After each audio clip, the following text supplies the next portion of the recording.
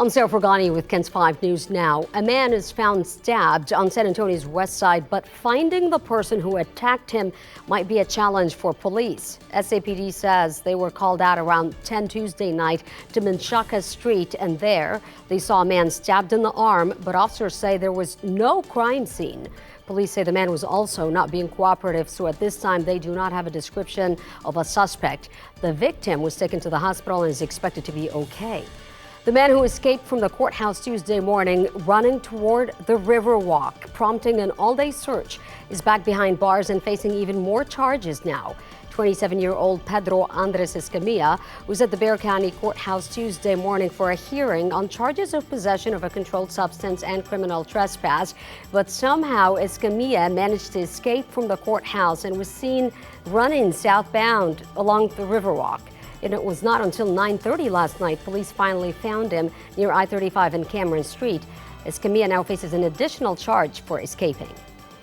A shooting that left a man shot in the head turned into a standoff as investigators tried tracking down a suspect all the way across the city.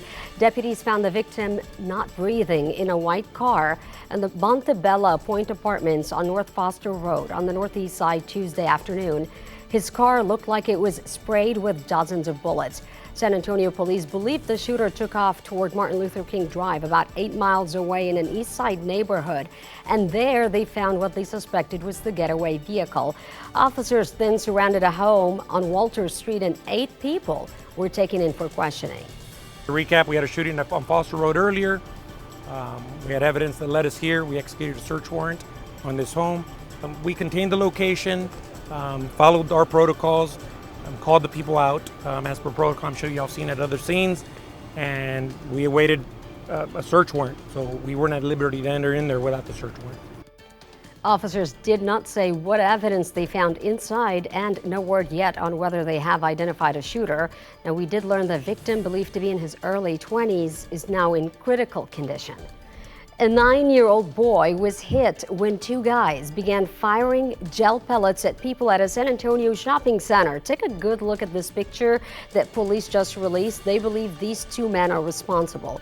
They say on Friday, these guys fired gel pellets at 3 people, including the little boy, in a shopping area on Austin Highway. If you know these guys, call SAPD at 210-207-7635.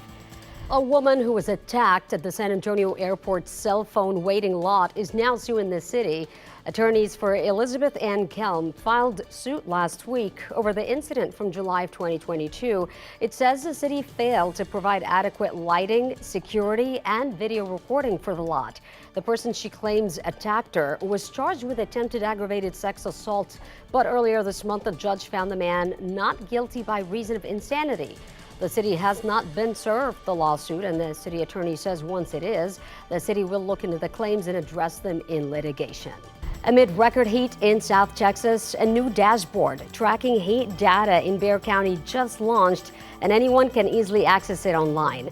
The dashboard that Metro Health created tracks the number of heat-related illnesses such as dehydration, fainting, heat cramps, heat exhaustion, and heat stroke as a safety and prevention tool for the public. So far this year, 194 have been reported. Most have been heat exhaustion.